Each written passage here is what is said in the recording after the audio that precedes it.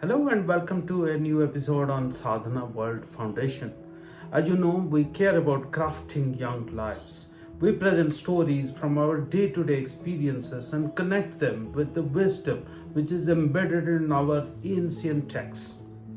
In our day to day lives, we have encountered so many situations where we are told that we are not good enough. We are compared with other people.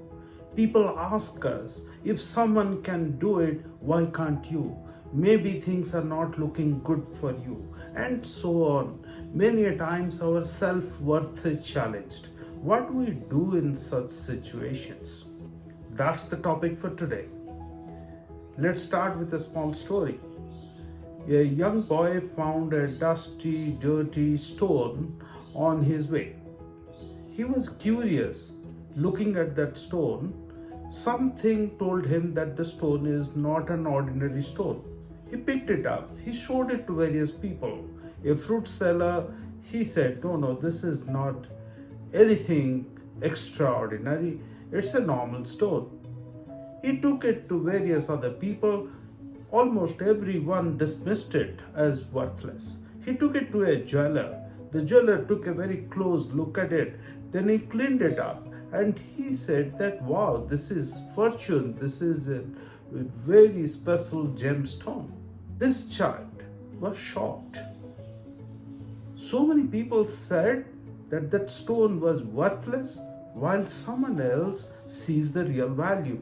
So what do we learn from this? So many times we seek an external validation of how good we are, and we end up thinking the gemstone to be worthless just because the gemstone is covered with layers of dust, dirt, and other things. So our mind, our potential is always covered with various other emotions and feelings. Maybe fear, maybe sometimes self-doubt, and so on. Now let's look at some of the stories from our ancient texts. In Thailand, there are many monasteries. In one such monastery, there was a huge Buddha statue there, and it seemed that the statue is extremely old. When they were conducting a restoration process, they found some crack on the statue. They discovered that the outer surface, which is visible, is actually not the statue's real material. So they started taking out the outer surface. Then they found that the whole statue was made up of gold. So the inner gold was not visible. They chipped it away. They found the gold statue of Buddha, who was there in that monastery for so many years, but they all did not know that it was such a special statue. Now let's come to Srimad Bhagavad Gita in Mahabharata. We all know one of the mightiest warriors of that time was in doubt. Arjun was evaluating in his mind whether it was worthwhile fighting the battle. In his mind, he was seeing two outcomes, win and a loss.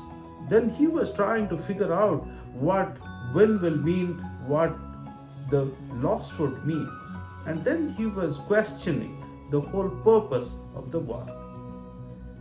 Then Sri Krishna comes and tells him that you are born in this world with a purpose. You have a set of duty. Why are you spending time thinking about the implications of probable outcomes? Outcomes are not in your hands. So what are you thinking? Your self-worth is not determined by the outcome which you end up with. Your self-worth is all about the actions that you take, the paths that you choose, and the way you perform those actions. Let's just understand these two situations, one of Thailand, the other of Srimad Bhagavad Gita, and of course the story that we all learnt about. So we see situations every day at our workplace, at our homes, at our schools. Our self-worth is challenged, is always put to test. Do we go for external validation? Do we consider our self-worth to be determined by what other people say about us? The money that we have, the houses that we live in, the social position that we all enjoy, is that our self-worth? When it comes to test, how do we respond? Normally, I have seen three kinds of response that people end up with. One, some of them become very aggressive and they defend who they think they are. Second, there are some people who just ignore others' comments, so they go silent. And thirdly, there are some people who listen, who observe carefully. They examine if there is a possibility to adapt, to improve.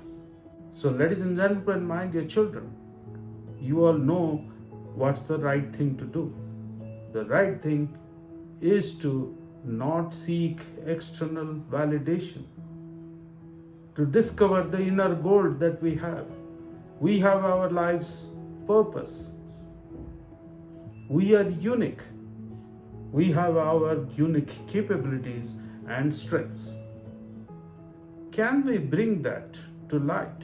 Can we feel a lot more confident of who we are and live a purposeful and meaningful life in this world?